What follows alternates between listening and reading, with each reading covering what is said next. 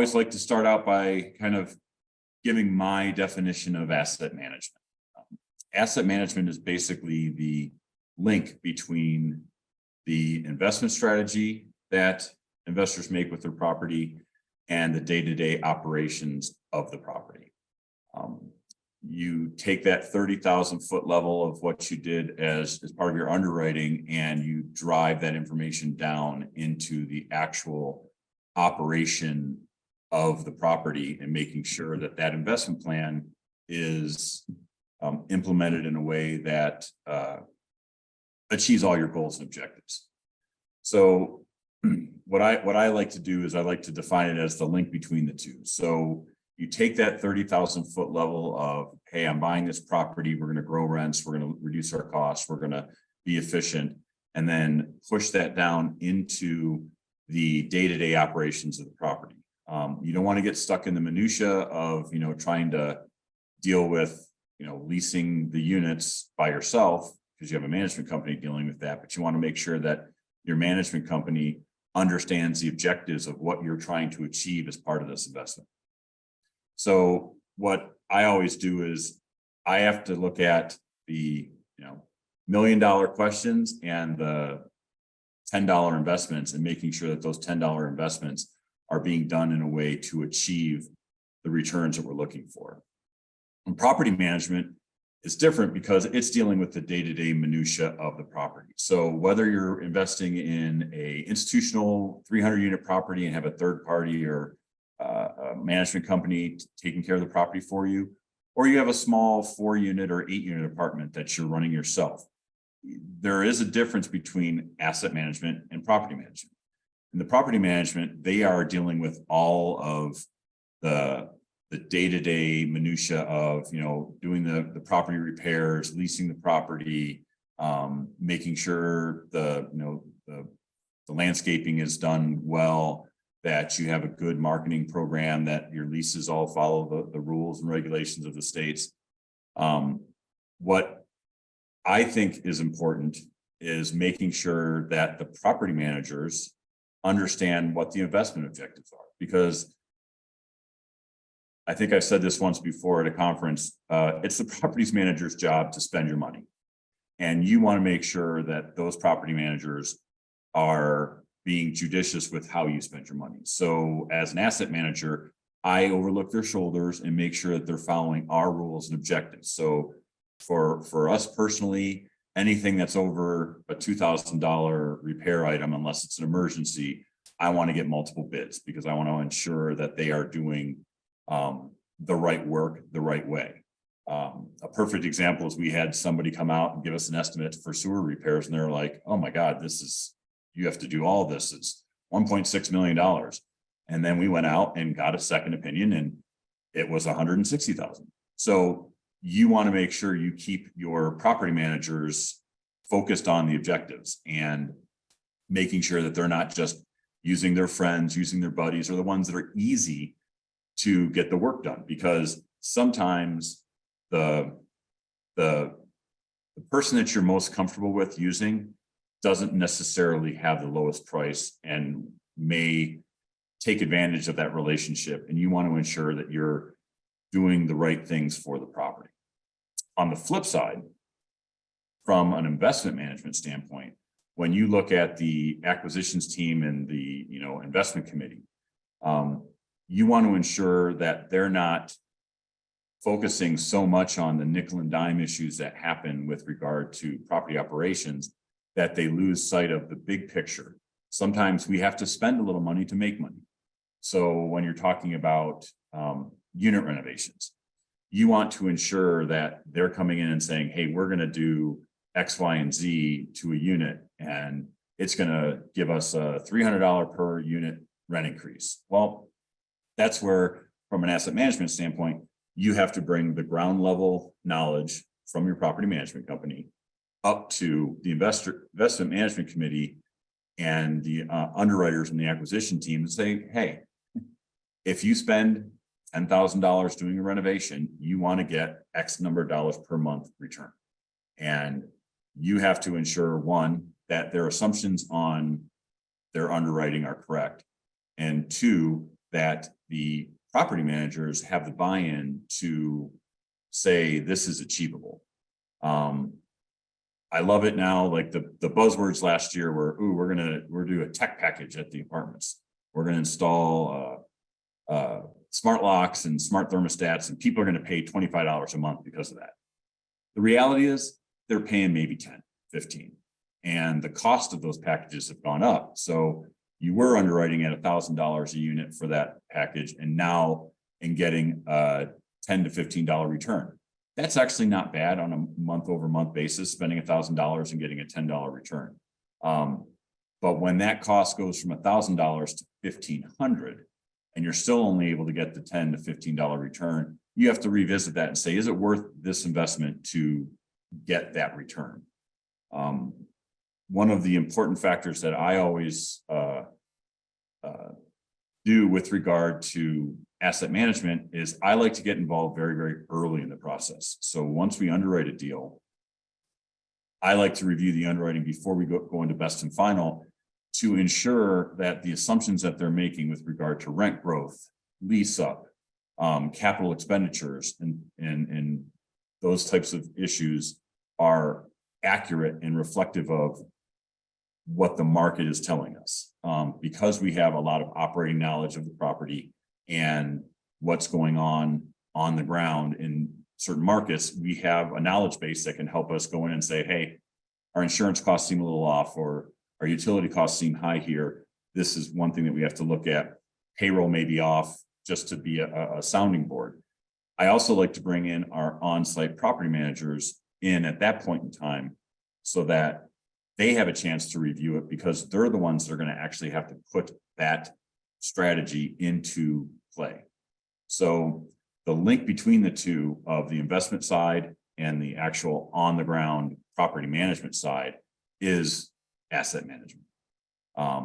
The same process goes through whether you're doing a 300 unit property, an 8-unit apartment that you own and manage yourself. You have to make sure that every time you spend money on a property that you're getting a return. So, hey, it may make sense to replace the toilet, but could you get away with just replacing the insides of the toilet fixture to save money? So people that are on the ground that have these smaller investment properties are making those decisions every day. And you're acting as an asset manager if you self-manage the property, because that's your decision. It's like, hey, if I fix the insides of the toilet or the HVAC unit, I can extend the useful life for X number of years, and that's a good return for us. That's also the reason why you have to have an asset manager looking at all of your preventive maintenance strategies, because preventive maintenance is done just, it's in the name. You want to prevent future issues, so you're going in and maintaining your property in a very useful manner. So when ownership says, hey, we got to cut costs, one area that the asset management has to do is we have to balance out what we're going to spend our money on. Are we going to spend it on upgrades that are going to give us a return on our investment? Are we going to spend it on preventative maintenance that will prevent future capital issues from coming down the road? Those are two critical factors that the asset manager has to oversee.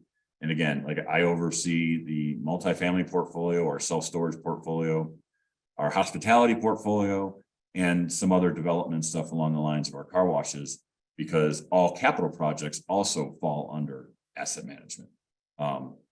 So I'm ensuring that the amount of money that's being spent on our capital projects is on time and on budget. So that's one of the critical factors, because you don't want things to spiral out of control when, you know, if you don't have a good handle on your general contractor and making sure that you're getting your permits, you're getting good bids, you have a contract, and then you manage the change orders, ensuring what is included as part of this project and what's not. Sometimes those capital projects can be a mix between replacement reserve capital and a capital investment for like initial capital improvement for unit upgrades. If you're replacing the appliances, that's a capital improvement. But if you're doing a renovation and you're not doing your appliances as part of that renovation, but some have to be replaced. You want to balance that and make sure you pull that capital out and put it in the right bucket. That, okay, this refrigerator needs to be replaced. I don't want to eat into my unit renovation budget, so we're going to put that into our appliance replacement reserve and put that capital spend into that bucket. The way you track those things and how you stay on top of them is making sure that you have good detailed tools to help you manage projects. Even though our portfolio is large, I still do a lot through Excel because I'm really good at Excel. So I have all of our key performance indicators or the KPIs that I track on a weekly basis. I tend to talk to our property managers at least once a week when we have capital projects going on, every 2 weeks for just normal updates on our properties. And then once a month, we have a kind of a review for the full portfolio where I look at all the financials. So for me personally, one of the tracking indicators I have is occupancy and average occupied unit rent. What I'm looking for is to see the trend in our portfolio. So if we have a property that has been coasting along at 95% occupancy and our rents are staying flat, I'm like, 95 is stable. Let's start pushing our rents and see how we can get that movement and trend over time. So if I start to see that the occupancy is starting to dip, it goes from 95 to 94.5 to 94 to 93 over a 3 or 4 week period, but I see that rent is going up over that same 4 week period, they are in the process of increasing rents. So we're getting a balancing act there. So you just have to maintain that and say, okay, when things start to dip and all of a sudden, oops, there's a property at 91% or 90% or 89%. What's going on? How do we fix it? That's when you can get on the horn with, your property managers and say, hey, what's the issue here? What traffic are we getting at the property? How well are they, trained to convert that traffic into leases? Are we spending enough money on our marketing? Those are all factors that go into how you manage the property on a daily, weekly basis. Every month I go through all of our financial reports and look for outliers. We have a large portfolio. I actually ask our property managers you send me the variance report. I would like you guys to be the ones that do the initial scan of all the data so that I am taking that 30,000 foot level, but then I start to drill into those numbers in a way that will allow me to express to ownership and the investment committee and our investors what issues are happening at the property and why. And then this way we can kind of stop any kind of concern or heartburn that our investors may have and get ahead of the curve so that we can let them know what's going on with our portfolio, what's happening with the properties. Those are some of the key issues that you need to have from an asset management perspective. The other thing that I think is critically important is you need to get hands on your property. You need to go out and physically look at your property. My goal is to see every one of our properties at least once a quarter. And if we have multiple properties in the market, I try to go more often. At least at a minimum, it's twice a year. I'm on the ground at every one of our properties that we have. You can't tell just from photos what is really happening on the ground unless you actually physically go and walk the property. So when you get on the ground and you start to see things and say, hey, our landscaper isn't doing a job because these are the standards that we have. That's part of the key for asset management is to set those standards and ensure that every property is following those standards, whether it's multifamily or self-storage or hospitality, or for that matter, car washes. You want to ensure that your team is following the standard that you want to have for your investment to make sure that your investment is well maintained and, protecting it from, something that could happen. Roof repairs, people always like to delay, but you know what? Roof repairs lead to roof leaks lead to units that have damage that lead to tenants being unhappy, that lead to bad reviews. So if you stay on top of those things, you have happier tenants, you have better reviews, are able to maintain your occupancy, and that's the role for asset management.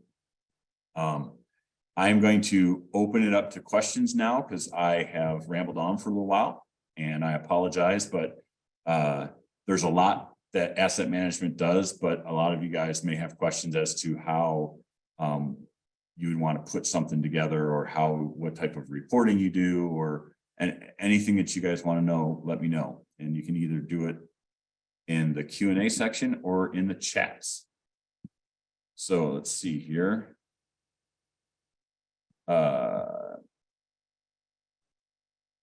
Next presentation is, do you have samples to share for Excel for what I use for tracking?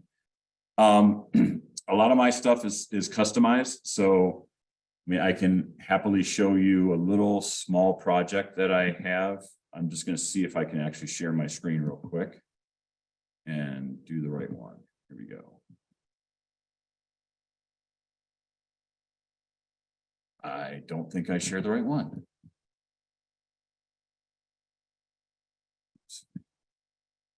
Stop sharing for a second. Let's try this again.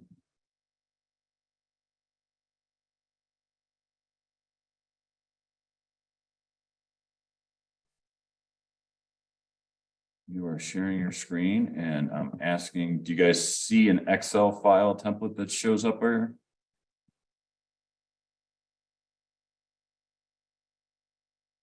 I'm assuming you do. So what this is this is my multifamily tracking. So I have our current occupancy.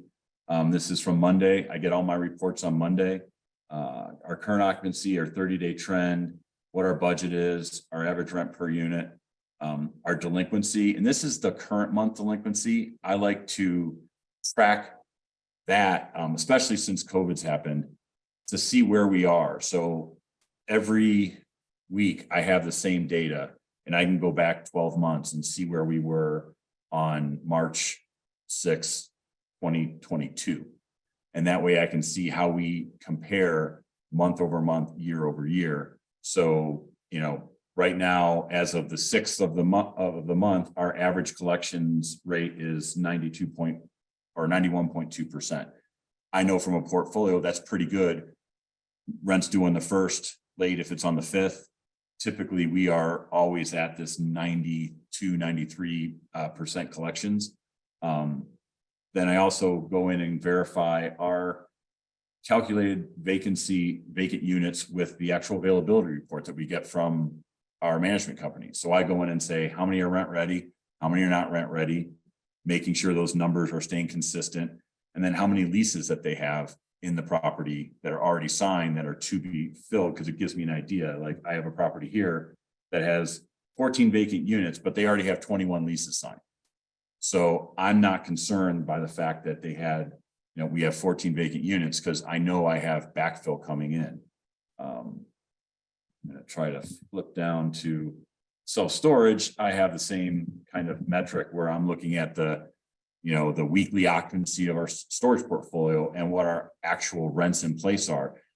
You don't have as much movement in storage as you do for multifamily, but it gives you an indication of these are the key the KPIs that I focus on.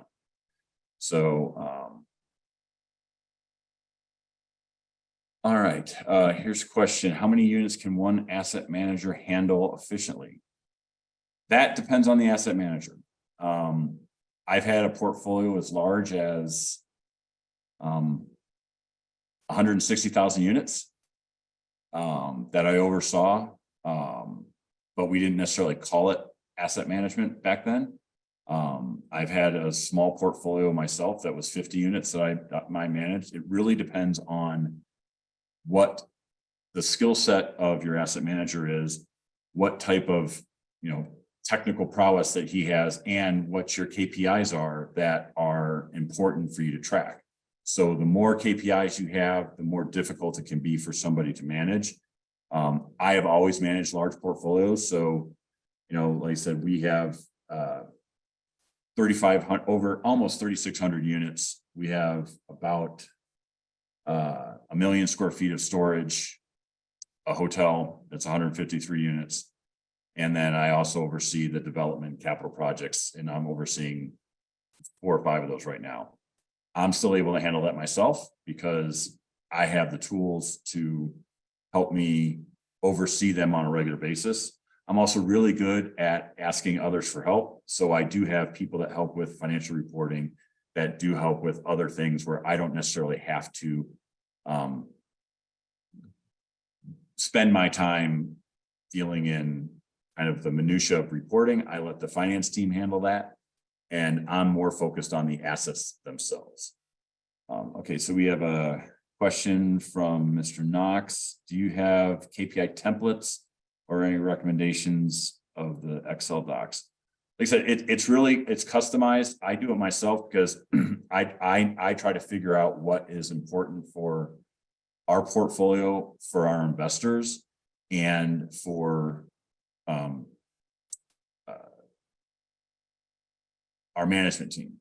So the owners of the property and our directors, they all have these reports that they want to have at their fingertips. I also pull in a little bit of financial data, and kind of I actually 10 key this stuff in myself. So I'm typing these numbers in because it's the best way to ensure that I'm looking at the numbers. So every month I'll type in our revenue numbers and our NOI numbers so I can track to see where we are and how we are month over month and track those numbers. But it also helps me when I type in the numbers and I say, hey, there's something, wow, we had a spike here. What's that spike? What's causing that spike? And it forces you to look critically at your numbers, because you don't want to necessarily try to focus on a $5 item, but you want to focus on items that have big swings. So a single line item may change by 100%, but if it's $1,000, are you really going to be that worried about it?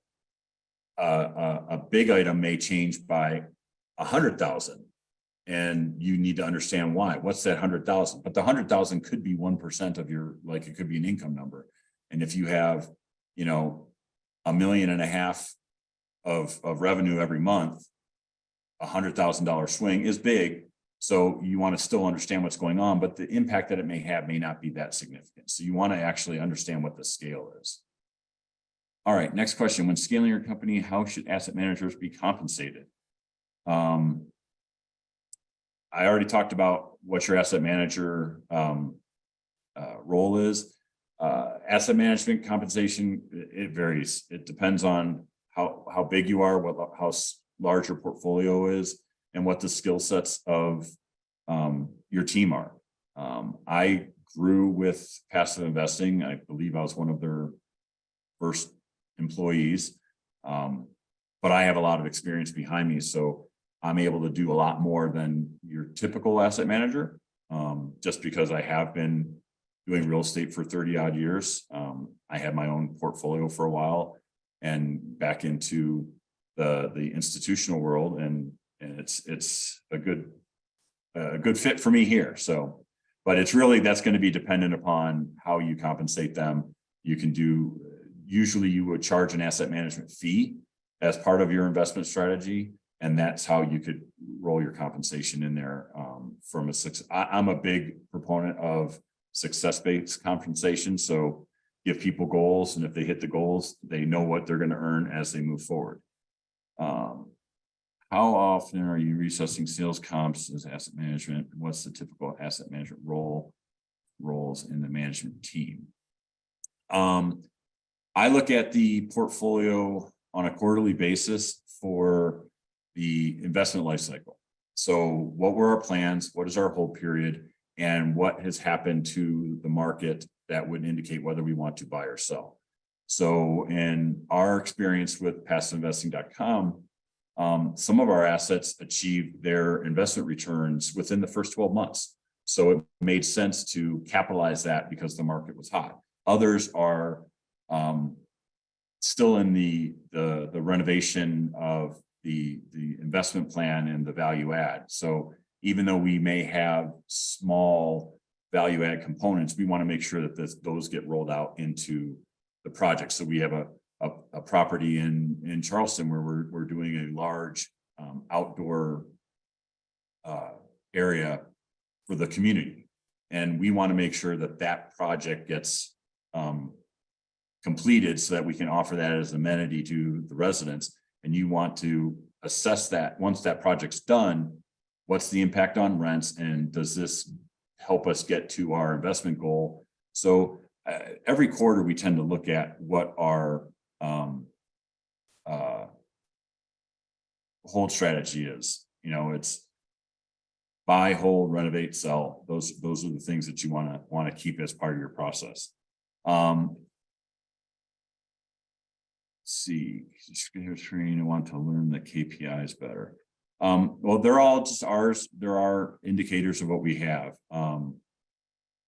So someone said, you manage yourself, and if so, why? Well, I managed it myself because I had the ability to manage a portfolio myself and do everything. So I'm a very handy person. The more work that you're able to do yourself on your portfolio, the better the returns are. So I could have hired a third-party management company to come in and manage my portfolio. But for managing smaller assets, your typical management fee is going to be significantly higher. So for an institutional property, 300 units, you may pay 3, 4, 5% management fee. On these smaller assets, you're paying 10, 15, 20%. So even if you are doing like a VRBO and you hire a management company to manage your single family asset that you're renting out, let's say you have a beach house or something, you're going to end up paying a 20 to 30% management fee for that service. So if you have a small portfolio and you have the skill set to manage things yourself, great. Could I manage a 300 unit portfolio by myself? No, not by myself. I would have to hire that out. Could I manage a 300 unit property by myself? No. You have to have leasing people. You have to have maintenance staff. You could not do all the things that you need to do. That's actually one of the things that as an asset manager, we have to look at, is ensuring that the properties are staffed well, because the property management firms are always going to be saying, hey, let's just add another maintenance person here. And you have to look at what their workload is, what they're doing on the property, and ensuring that you're doing you have the right balance. Just as an example of this, we had a renovation process where we were saying, hey, the maintenance people can install the appliances. Okay, well, if you're doing 20 renovations a month and it takes the maintenance people 2 hours to install the appliances or whatever that is, you break that down and say, okay, this is how much time they're spending on the renovation work. There's 40 hours in the work week. That leaves this number of hours to do the maintenance work, which means we're going to get angry people because all of those service maintenance requests are being delayed. So because of that, you want to go in and say, hey, it's worth it to pay X, Y, and Z renovation company an extra $150 to install the appliances. So that's one of the roles that you have to have. Quick, we're getting near the end of our time here, but I'm going to go in and answer a couple of quick questions. Let's see, the biggest issue with running management companies and how do you handle them? The biggest issue with management companies is they want to increase payroll. Because these are their employees. Employees are very, very hot commodity right now. So they are always going to push to get higher salary, get them in for a bigger discount on the units. And it's a balancing act, because if you have good staff, you want to keep them. But if you hire a third-party manager, they also want to keep them in their under their umbrella. So they don't want to lose them to competing management companies. So managing payroll is probably a big factor, because they're not our employees. They're the management company's employees. Even though we pay their salary through the operating costs, that's one of the biggest things that we have. Okay, let's do a couple more questions and then we're going to have to finish it out. And also, just an FYI, you guys can feel free to email the MF, the Multifamily Investor Nation, with questions, and we'll try to get back to you with answers. Okay, where do you get decision data? Specifically, how can you accurately project ROI on any CapEx projects? Okay, well, That's a great question. So when we go in and start to do our renovation work, let's say, I will start by doing test units. So we work with the management company, we pick a handful of units, we go through and do our renovation plan, and we make adjustments to it as needed. Because once you get into a property, let's say you're doing a kitchen and bath remodel, once you start taking stuff apart and figuring out what you're trying to do, you're going to figure out, one, how long it takes, because you may budget a 15-day renovation schedule that turns out to be 17 or 18 days. And that, once you start removing the countertops and cabinets, there may be other work that has to be done. So then you start to play around with that. Once those are completed, then you go out to market and get those leased up. And then you see what the returns are on those. So you can look at that on a fairly real-time basis before you start to make major investments. So we don't go in and just kick everybody out of the property and then do our renovations and then, fingers crossed, hope that we'll get that rent.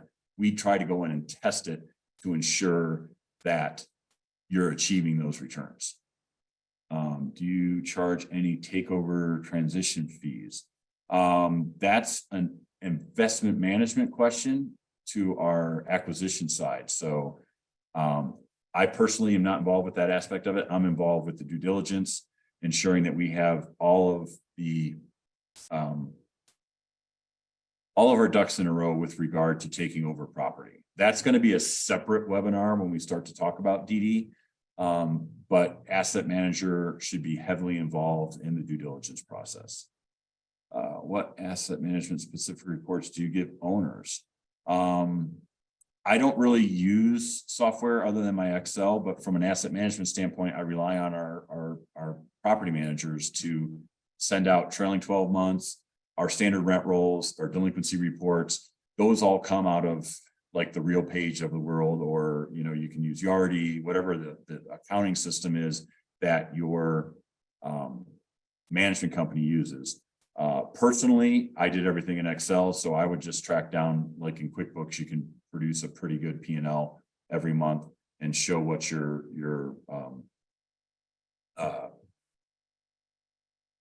profit and loss are in your revenue. Let's see. Do you have conflict disagreements between asset manager and the property managers? Yes, because property managers want to spend all your money, and I'm trying to limit how much money they spend. That's the easiest way to describe the difference between asset management and property management, because anytime something is broken, they just want to spend money to fix. Anytime an issue pops up, they want to spend money to fix. So what I try to do is go in and ask them the question, what do you need? What do you really need? We break down a lot of our discussion into must have, should have, and would like to have.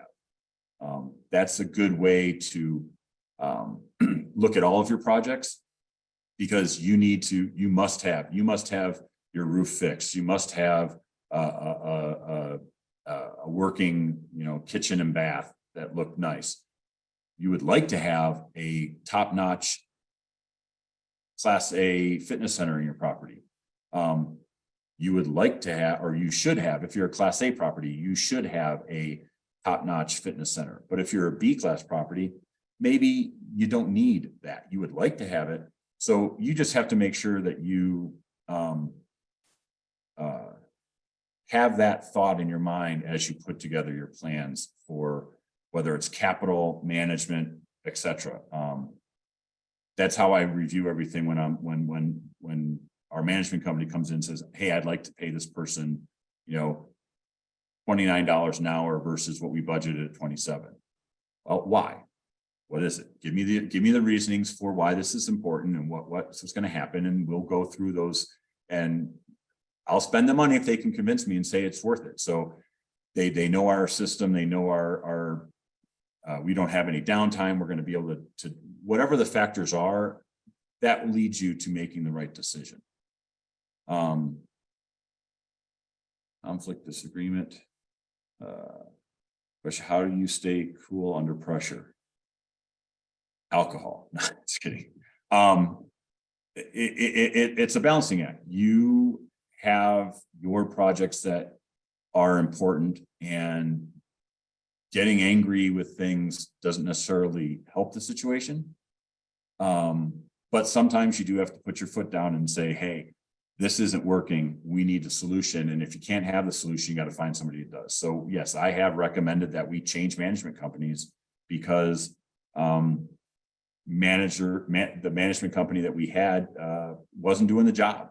And we review that to see, hey, what's happening in the market? Why are these properties underperforming or not getting at the same level as some of our others? So that's part of the review process, is you want to go in and say, is this a management problem? Is it an investment problem? Are we not giving it enough money to support the property? Or is it an operational problem? Is there a problem or flaw with the staff? Maybe we just don't have a good leasing agent. Maybe we have a great leasing agent, but they just haven't been trained on how to close. So I look at all the information, and like one of the things I look at every week is what their traffic is. How many people are coming through the door? So if they're getting good traffic, but low leases, there's a couple of factors that can go into it. So we need to understand what that is. It could be we're getting bad quality renters. It could be we're overpriced and people aren't aware of all of the other fees that we end up charging as part of the process. Or it could be we have a bad leasing agent that just can't sell and can't close. So we want to go in and understand that before we just start randomly changing things. We don't want to just start randomly lowering rent because somebody said on a tour, hey, we're more expensive than everybody else. All right, last couple of questions. I'll see what we got here. What's a good ratio KPI from traffic to leases? That really depends on the market and it depends on the week. I look at it weekly. You know, there are times that, like over the holidays, no one's going out to look at a unit. But if you get traffic, that means people are really interested in moving. I would love to see all of our properties get to a 50% conversion rate, you know, traffic to lease. Some properties are great about it, others not so much. And it could be a number of factors that we have a criteria for income. So if our income criteria is 3 times the monthly rent, we have to look at, is that the right metric? Do we adjust that metric because this property is in a very service-oriented location? People have great credit, but they just can't get to that because we have $2,000 a month rent, and all of a sudden you're expecting someone to earn $6,000 a month. Maybe we adjust that and drop it down to $5,000 a month or something like that, that can allow someone to get into our property if that makes sense to them. So, all right, we got about 5 minutes here. I'm just going to go through and see if there's any more questions.